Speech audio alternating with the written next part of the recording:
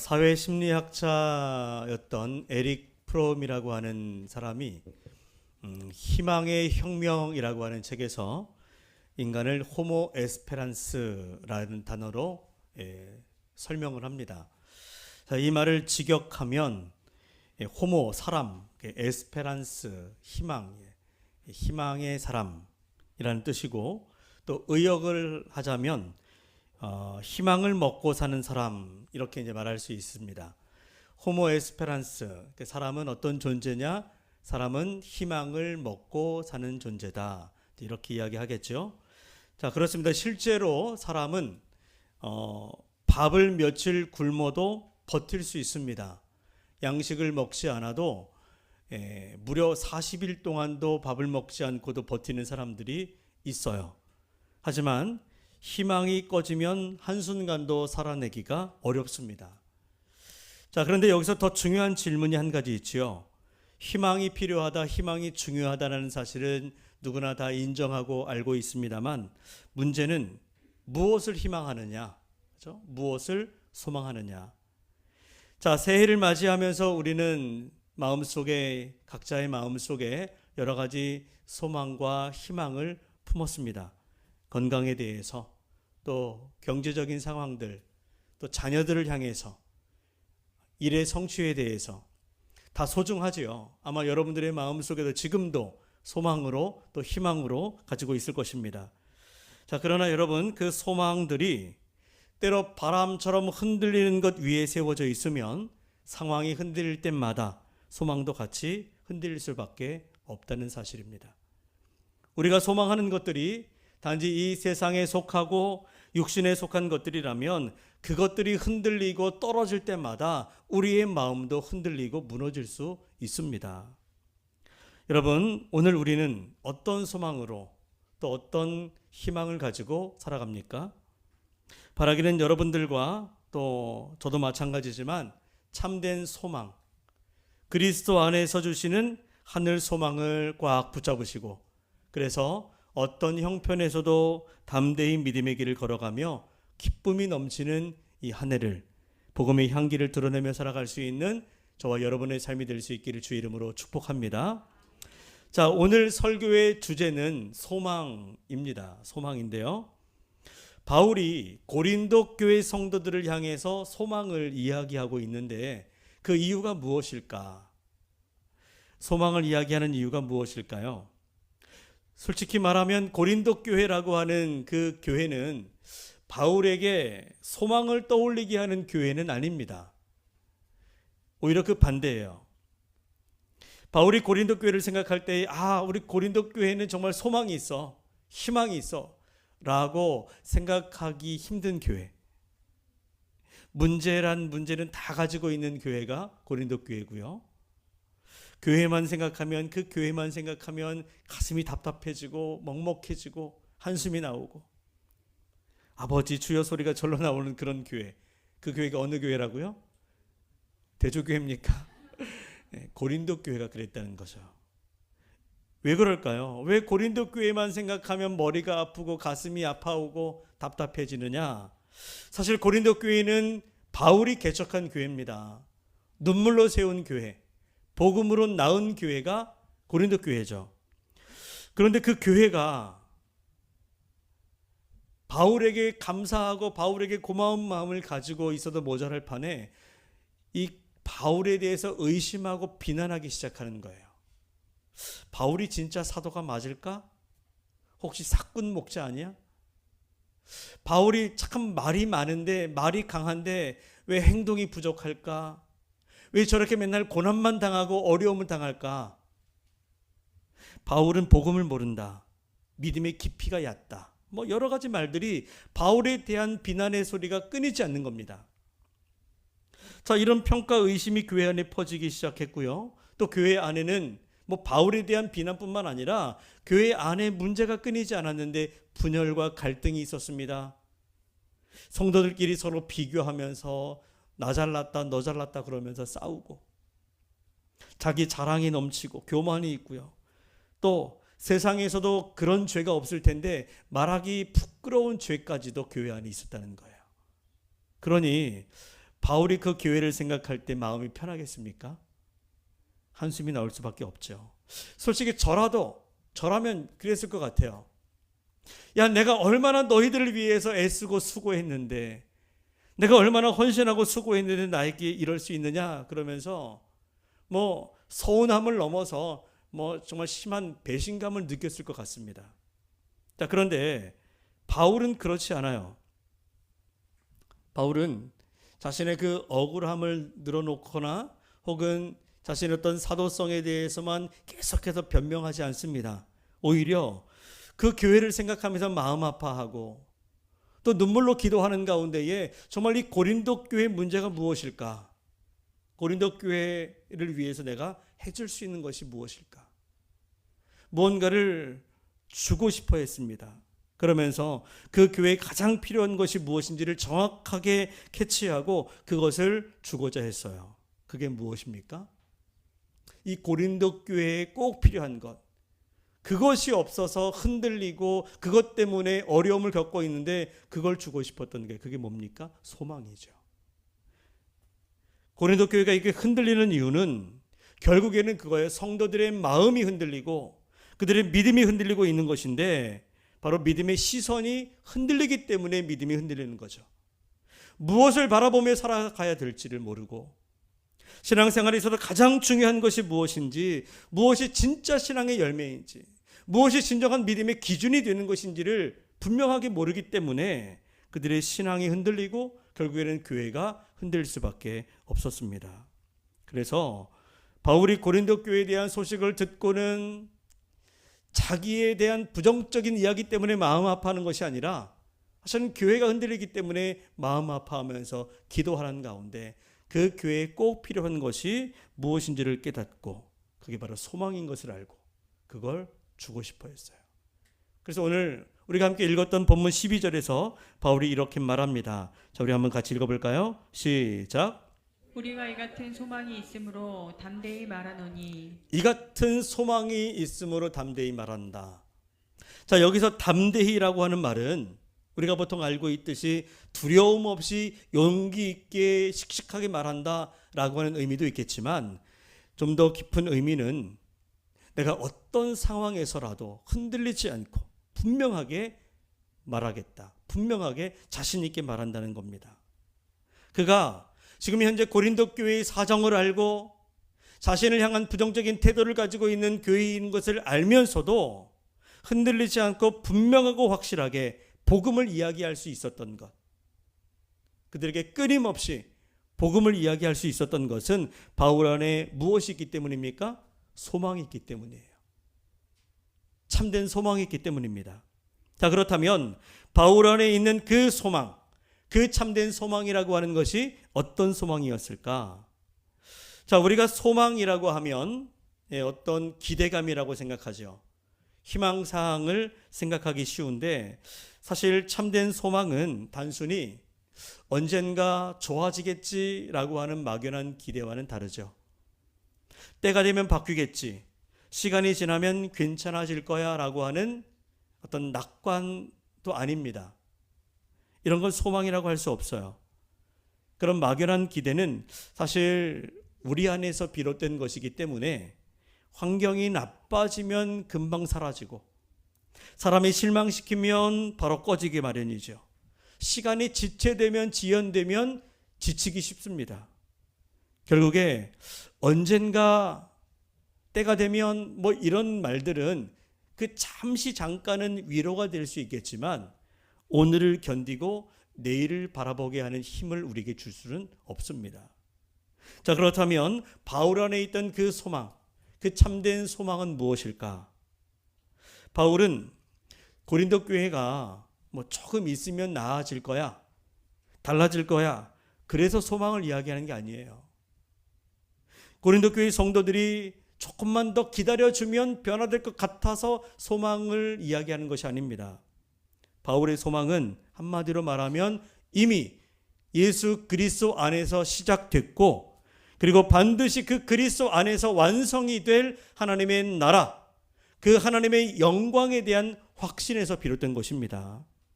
바울은 눈앞에 보이는 현실을 보는 것이 아니라 지금 여전히 문제가 끊이지 않는 교회이지만 그 속에 살아계시고 그 안에서 일하고 계시며 하나님께서 이루실 확실한 약속을 믿고 또 그것을 보았기 때문에 담대히 소망을 말할 수 있는 거예요. 막연히 말하는 것이 아닙니다. 그것을 확실하게 믿고 보았기 때문에 담대히 말하는 것이죠. 자, 우리 한번 5절을 같이 한번 읽어볼까요? 자, 시작. 우리가 무슨 일이든지 우리에게서 난 것 같이 스스로 만족할 것이 아니니 우리의 만족은 오직 하나님으로부터 나느니라. 바울의 소망의 근거는 나에게서 난 것이 아니라 우리의 만족, 우리의 소망은 오직 누구로부터? 하나님으로부터 나느니라. 여러분, 소망은 막연히 그냥 시간이 알아서 해줄 거야, 시간이 지나면 나아질 거야 라고 말하는 것이 아니라 진정한 소망, 참된 소망은 무엇입니까? 담대하게 하나님이 책임져 주신다라고 말하는 거예요. 그냥 좋아지겠지라고 하는 건 소망이 아닙니다. 소망은 상황이 바뀌면, 환경이 좋아지면 살겠다가 아니라 담대히 상황이 바뀌지 않아도 하나님은 일하신다고 말할 수 있는 것입니다. 이게 소망이 되는 거죠. 그래서 결국 바울의 소망의 근거는 하나입니다. 그게 무엇입니까? 오직 살아계신 하나님이시죠. 그분을 믿고 그분을 붙잡고 말하는 거죠. 여러분, 우리의 소망이 때로 흔들리는 이유가 무엇입니까? 현실이 자꾸 흔들리기 때문이 아니에요. 우리 소망의 근거가 하나님이 아니라 변하는, 끊임없이 흔들리는 사람과 상황에 걸려 있기 때문에 그들과 마찬가지로 흔들릴 수밖에 없는 거죠. 그러나 여러분들, 우리가 하나님인 나의 소망의 근거가 되시면 현실은 흔들려도 우리의 마음 중심은 흔들리지 않게 됩니다. 자, 막연한 기대와 확실한 소망은 이런 차이가 있어요. 예를 들어 보면, 자, 한 사람 밤길을 걸어간다고 생각해 보십시오. 밤길을 걸을 때 그 칠흑 같은 어둠 속에서 촛불을 하나 들고 있습니다. 자, 때로는 아주 앞이 보이지 않는 칠흑 같은 어둠 속에서는 이 작은 불빛도, 이 작은 촛불도 나에게 큰 위로가 되죠. 위안이 됩니다. 하지만 손에 들고 있는 그 촛불은 조금만 바람이 불어도 어떻게 됩니까?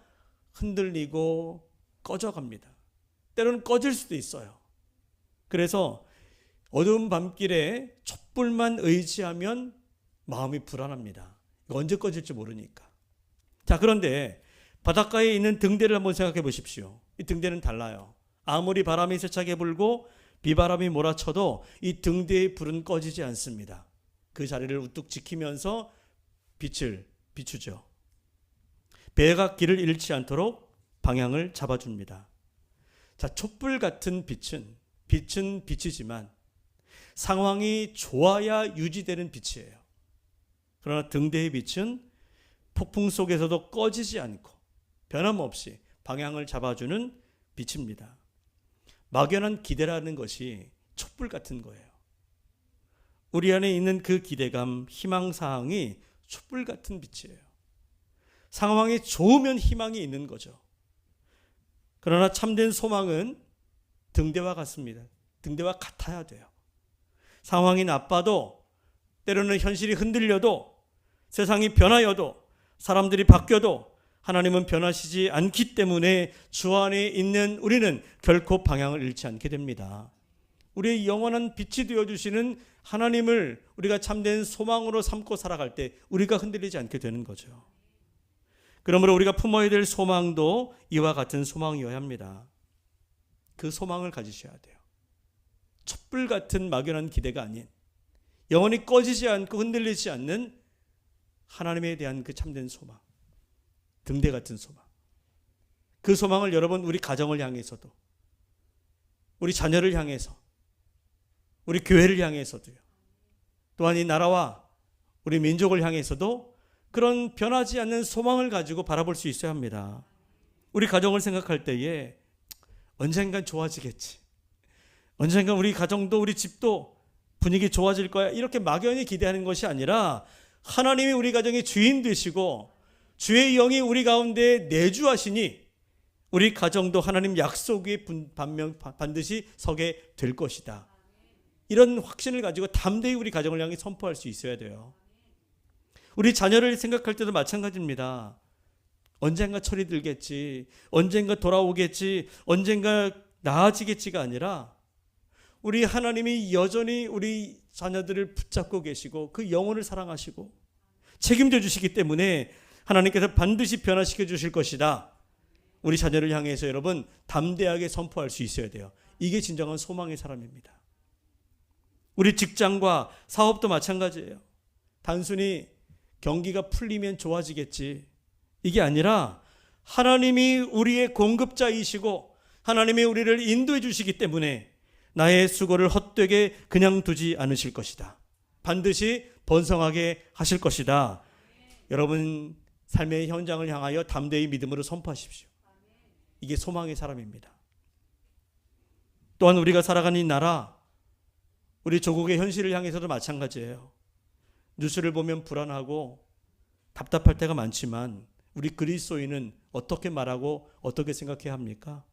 상황이 좋아지면 희망이 생길 거야, 사람이 바뀌면 좋아질 거야, 정권이 바뀌면 달라질 거야가 아니라 하나님이 우리 역사의 주관자이시고 자기 백성을 버리지 않으시기 때문에 결국 하나님의 뜻을 이루어가는 하나님의 나라가 이 땅 가운데 이루어질 것이다. 하나님이 그렇게 하실 것이다. 이 믿음을 가지고 이 나라를 향해서 담대히 믿음으로 선포할 수 있어야 합니다.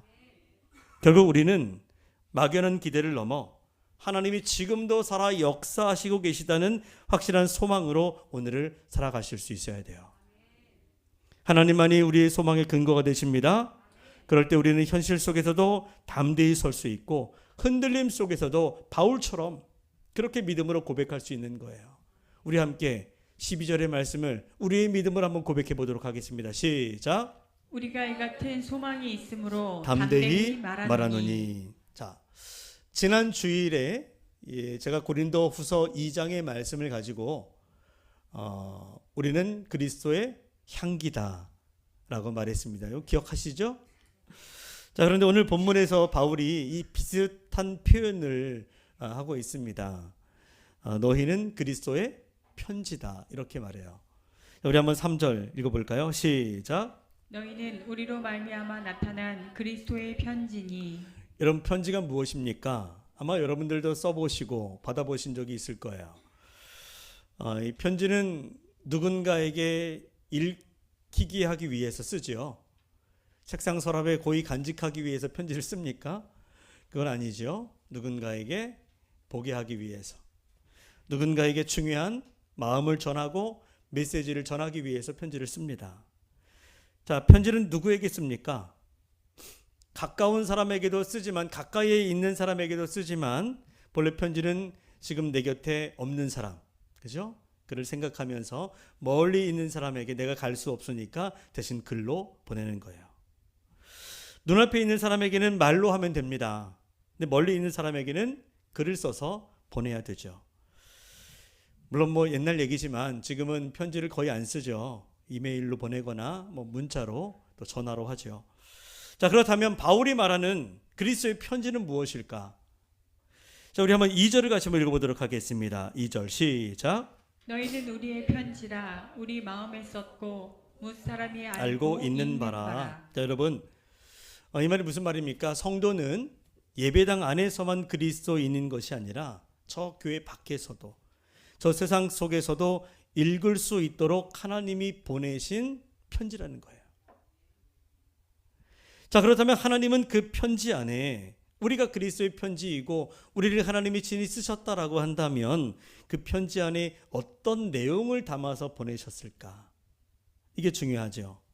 자, 우리 한번 3절을 같이 한번 다시 읽어보도록 하겠습니다. 시작. 너희는 우리로 말미암아 나타난 그리스도의 편지니 이는 먹으로 쓴 것이 아니요 오직 살아계신 하나님의 영으로 쓴 것이며 또 돌판에 쓴 것이 아니라 오직 육의 마음판에 쓴 것이라. 하나님께서 직접 편지를 쓰신 거예요.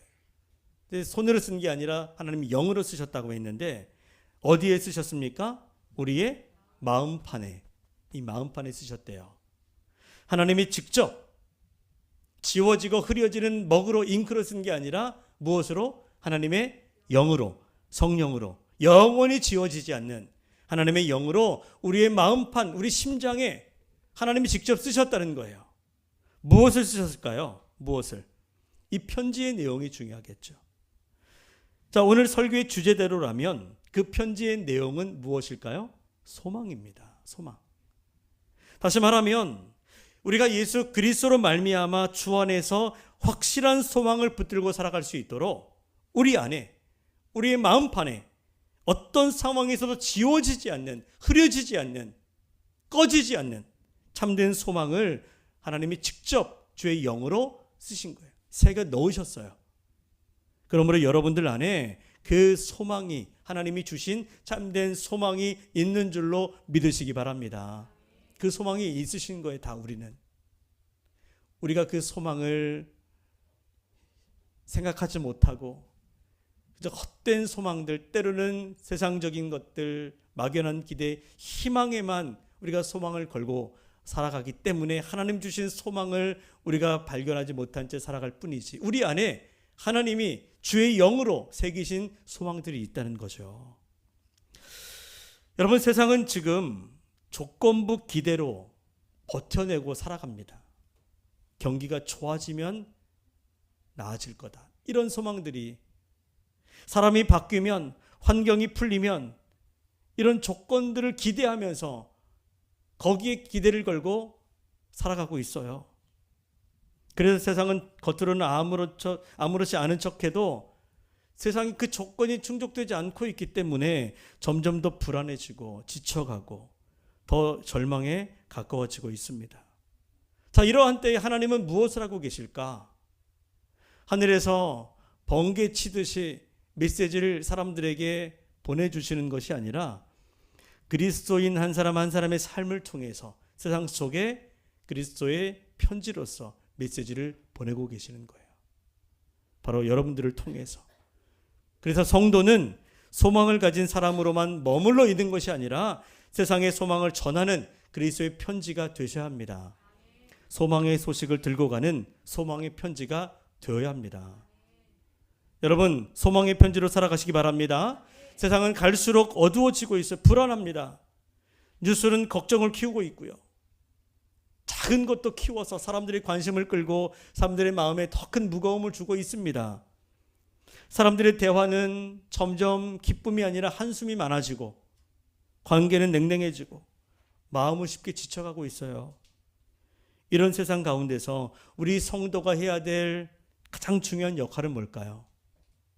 그리스도의 편지로서 그 참된 소망을 마음에 새기고 있는 사람으로 우리는 이 세상에서 어떤 역할을 해야 될까? 불안에 떨고 있고 근심 속에 살아가는 사람들 틈 속에서 나도 역시 불안하다, 죽겠다, 힘들다, 이런 말들을 반복하며 살아가야 되겠습니까? 그렇지 않죠. 우리는 하나님 안에 있는 확실한 소망을 품고 있는 사람으로서 그 소망을 계속해서 세상 속에 흘려 보낼 수 있으셔야 돼요. 그리스도의 편지로서. 그럴 때 성령께서 우리 마음에 복음을 새기시고 그 복음이, 그 소망이 우리의 말과 우리의 선택과 우리의 태도 속에 소망이 되어서 흘러나오게 되는 거예요.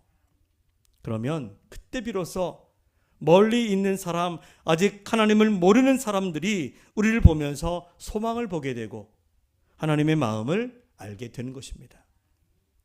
도대체 이렇게 힘든데 저 사람은 왜 다시 일어설 수 있을까? 도대체 참으로 어렵고 참으로 낙심할 수밖에 없는 상황인데 왜 끝까지 포기하지 않을까? 저 사람은 참 이상하다. 저 사람은 왜 원망 대신에 저렇게 기도할 수 있을까? 저 사람은 왜 손해를 보면서 사랑을 선택할 수 있을까? 그 질문의 끝에서 사람들은 우리가 가진 소망의 근거가 그저 단순히 저 사람은 성격이 좋아서 그래, 저 사람은 마음이 느긋해서 그래, 이렇게 성격으로 여유가 아니라 하나님이라고 하는 사실을 볼 수 있어야 돼요. 우리의 삶을 통해서 왜 우리가 힘든 가운데서 소망을 이야기할 수 있을까? 그 이유는 우리의 성격이나 여유 때문이 아니라 우리 안에 살아계신 누구 때문에? 하나님 때문임을 보게 해야 합니다. 이게 바로 소망의 편지로 살아가는 사람의 모습이에요. 자, 여러분, 지난주에 그리스도의 향기로서 우리가 향기는 누가 먼저 맡는다? 가까운 사람들이 먼저 맡는다고 했습니다. 그래서 우리의 신앙은 가장 가까운 사람들, 가까운 자리에서 먼저 확인되고 검증되어진다는 거죠. 자, 그런데 편지는 여러분 멀리 있는 사람에게도 가는 거예요. 그렇죠? 향기는 멀리 갈 수 없지만 편지는 멀리도 갑니다. 지구 끝까지 갈 수 있잖아요. 그래서 우리의 신앙은 세상을 향해서 더 확장되어야 한다는 거예요. 교회 안에만 머무는 향기가 되지 말고 세상 한가운데로 보내지는 편지가 되어야 합니다. 하나님은 오늘도 우리 가까이 있는 사람이나 우리에게서 멀리 있는 사람에게나 동일하게 말씀하기를 원하세요. 향기를 통하여 가까운 사람의 마음을 흡족하게 할 뿐만 아니라 본이 되는 신앙을 살아가게 할 뿐만 아니라 멀리 있는 사람에게도 그리스도의 소망을 나타낼 수 있도록 우리를 보내시는 거죠.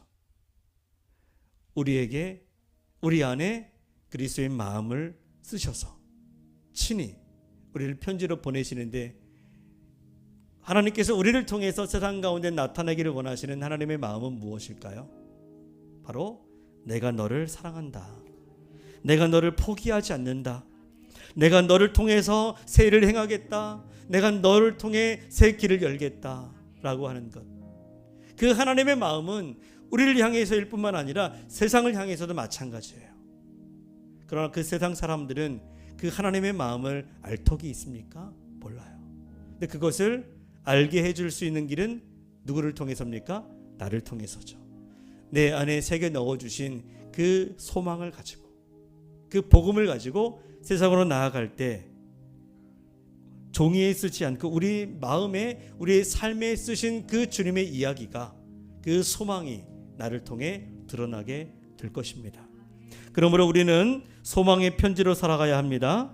그래서 여러분들의 삶이 누군가에게 도착했을 때 나의 말을 통하여, 또 나의 얼굴에서, 그리고 내 선택에서 하늘 소망을 읽을 수 있도록 여러분들이 소망으로 살아가야 합니다.